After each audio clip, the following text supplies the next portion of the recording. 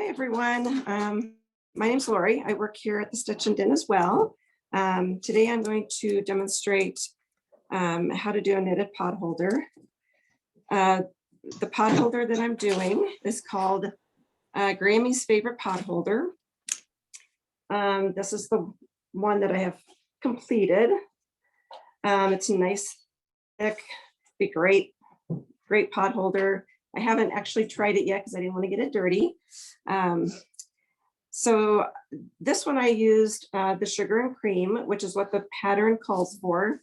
And the pattern calls for you to use a slightly smaller needle than what the yarn calls for. So in the pattern, it calls for a size 5. I actually used a 6 on this one. I used a 5 with this one, which I'm going to show you how to finish off here pretty soon. I just felt like the 6 was just a little bit easier to use. I'm going to show you just some of the products you need to get started here. We can do this down here. Do you want to remind them about Double Points Day? Oh, and today is Double Points Day, so anything you purchase here in the store online, you'll get double points for. So that's a great incentive to purchase something today. So no, just hit the later one. There you go. So so you'll need either a size 5 or a 6 needles. You're going to knit this in the round. I use a 24-inch. We also have the carbons, which a lot of people like, that Paula just showed you. And we have the interchangeable sets here as well. Need some scissors. I like these Bryce spun, which I think Jenny also showed you that she loves. They come in this great little holder here, this leather holder, very sharp needles. I also like these little super snips. And I believe you can take these on an airplane. They just have this little rubber tip. And then you'll need, or I use the little stitch markers. These are really nice, different sizes. And then your tapestry needle. I like these. These come in different sizes and the bent tips, which I really like. And then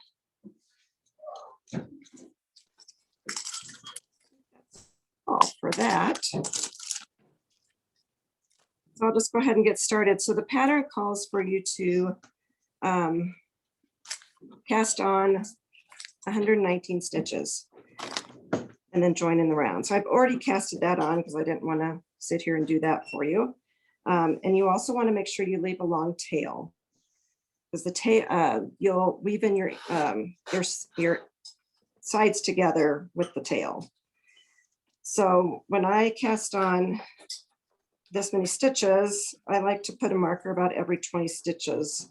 That way you can keep track of how many stitches you put on there. It's a lot easier to keep track of. So that's what my little stitch markers are for. So when you join in the round, you want to make sure that your stitches are not twisted, because then you have to start over. You can't undo it. And with this, it's really easy because it's pretty tight on the circular needle. So I am going to go ahead and join in the round. The first, I always put a marker here. It's just, you don't have to. A lot of people just use their tail as a marker. I just like to have that visual of the little marker there. So there's different ways to join the round. For this one, I'm just going to knit the first stitch because the first stitch of my pattern is a knit stitch. So I'm just going to go ahead and knit that. And you're joined in the round. So when you come back around, it looks loose, but once you come back around, you can tighten that up with your tail. So the pattern is a linen stitch. So the linen stitch is a knit 1, Then you bring your yarn in front of your needle. Then you're going to slip one.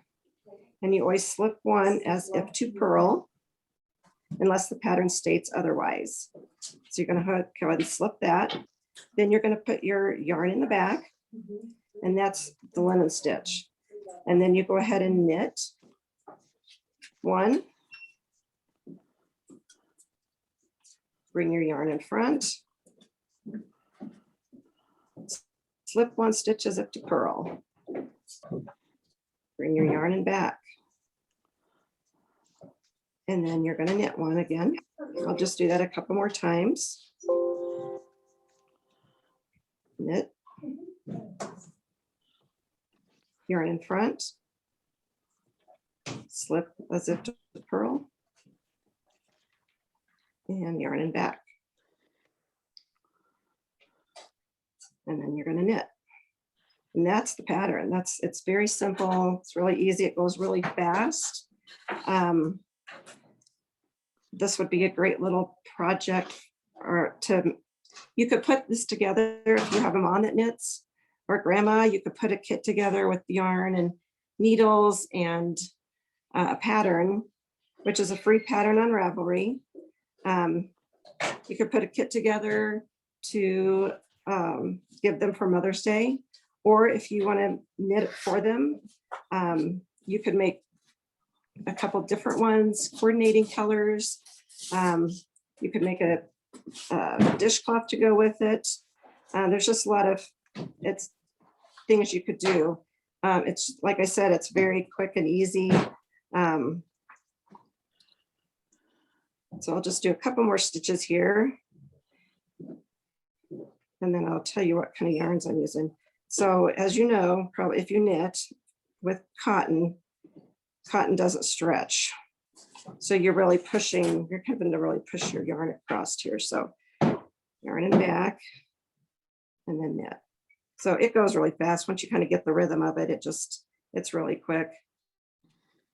Oops, lost one there.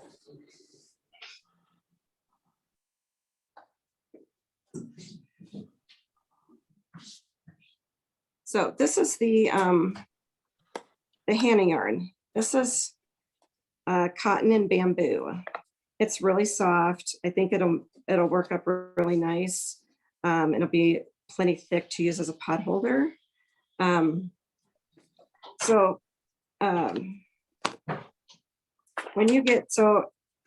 What you're going to do is you're going to knit this pattern until you've got 5 inches.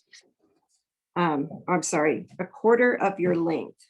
So I just take this, measure this, and you take a quarter of that. So I think this is about 20 inches when I measured it. So a quarter of that would be 5 inches. So you're going to knit a width of 5 inches. And when you get to your last row you want to do, it doesn't have to be exact or perfect, whatever. You get to your marker, and then you're going to do another 30 stitches in your pattern. And then after you do those 30, you're going to bind off all your stitches. And I just bind off knitwise. And so what you end up with, I'm going to show you what the pattern is this. So you've got your cast on edge with your tail and your bind off edge with your tail. So you want to make sure you have long tails. And then you're going to fold your cast on edge in half. And this is what it's going to look like. So this is my cast on edge. And I've already bound this or sewn this one together. So this is the end of my tail here that I'm going to weave back in. So I started here. This is where my tail was. And I sewed this together. You can do it however you like. I just kind of did this kind of running stitch here. And it's very strong and sturdy. So then once you get done with that, and you can see I'm not quite exactly perfect here, but I've figured out that not everything's going to be perfect. So after you get done with that part, you're going to fold your bind off edge in half. And this is what it looks like. So I've already got a needle here ready to show you how I put this part together. Like I said, you can do it however you like. But I am just going to just show you here.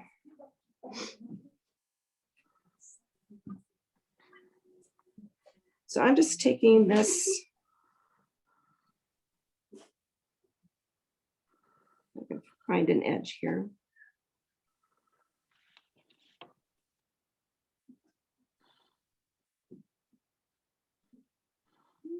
And then I'm just going to go back and forth over this first stitch, like the first edge of your bind off.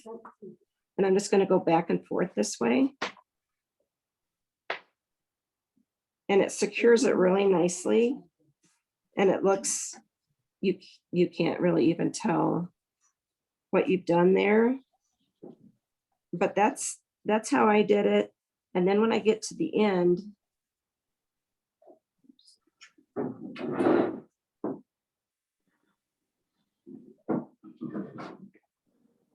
just do a couple more here. So just back and forth one on each side there. Back and forth. So when you get to the end, you can just kind of weave it in. So on this one, so when I did my cast on this, this one here, I did not have a long enough tail.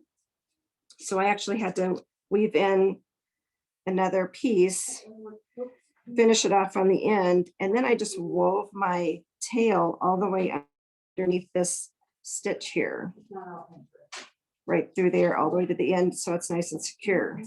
So when I did this side, I kind of did sort of the same thing, but I just took my needle, kind of went underneath and then kind of over and then underneath and over, just all the way to the end. And that made it nice and secure. So this one here, I did on a 6-inch needle. This was the sugar and cream. This is Serendipity Tweed, which is the cotton and wool. This is on a 5-inch needle. So you can see, and I'm a pretty tight knitter. So you can see that it's a little bit smaller, which is fine. Like I said, I prefer this 6-inch needle. It just seemed like that 5-inch needle was really hurting my finger. So, and this yarn does not stretch at all. So, you know, it's tight on the needle. So I was just going to show you some of the yarn choices we have here that you could put together. You could make like one color and one another color, put it together, and then make like a dishcloth to go with it. So here's some sugar and cream. This would be a really cute one to put together, you know, a variegated and a solid.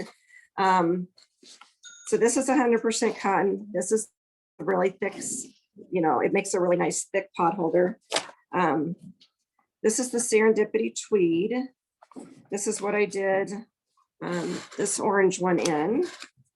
And it's nice, it's soft. But, you know, you can put some colors like that together. Here is the cotton fleece. This is cotton, I think it's 80% cotton and 20% wool. And you could put this sugar and cream together with that. That would be really cute and pretty. So you can mix and match whatever, you know, you like. This would go good together. So the Hannah yarn, cotton and bamboo, you could put that with that. We also have this is another sugar and cream with this cotton fleece, kind of a brown color, browns and little blues. Could also put that together. And we also have the wool in the gang. If you watch Jenny, she uses this as well. This Billie Jean yarn, this is cotton. You know, you could put something like that together. So yeah, there's a lot of different options for that. So fun colors, you can get on our website and check out all the colors that we have. So I also wanted to tell you, so if you don't knit right now and you would like to learn to knit, we do have a beginning knitting class. That's the next class is the 27th, Jenny? I think that's what this says. Yeah, I can check. Yeah, February 27th. February 27th is the next beginning knitting class. Do you want to switch the? Sure. It's in store, not on Zoom. Beginning knitting? Mm-hmm. Okay, so that's in store. I thought it was Zoom, but it's in store. If you live here in town or close by. If they want us to schedule a Zoom beginning, we can work it out. Okay, and Paula said if you want a beginning knitting on Zoom, we can work something out that way. So I know Jenny loves doing Zoom classes. Mm-hmm.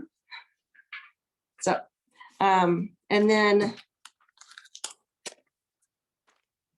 we usually offer that, what is twice a month? Beginning knitting? Mhm.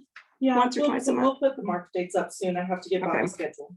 Okay, and then another class that I wanted to, and I know Paula talked about this one, but building blocks is another great class.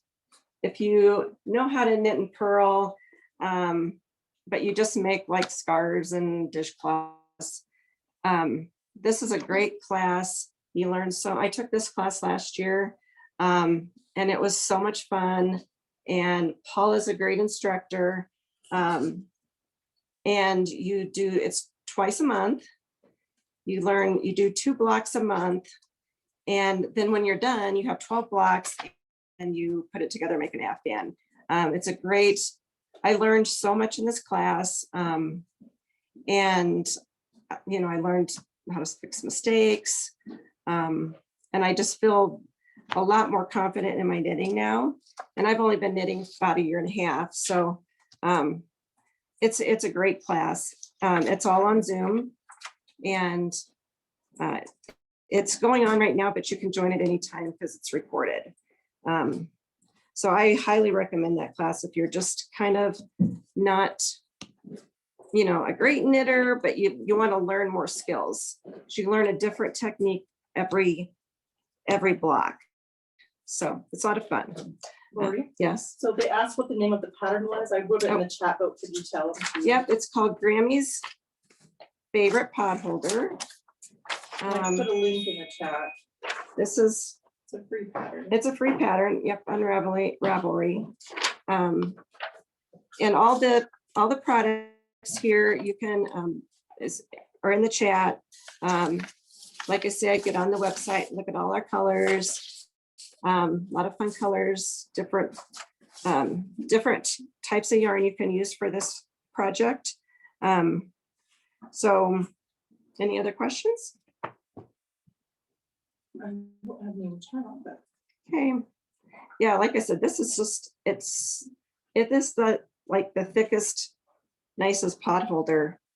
I think I might make just a few more for myself like this, because they're just really nice and thick. And I think they'll wash up nicely. They do. I've used that yarn for other pot holders. And Yeah. they said it was such a fun project. Thank you. Oh, you're welcome. And it's easy, and you can make up a couple of these, send to your mom, homemade little gift. So anything else? Paula? Thank you, Lori. Yeah. So the next up is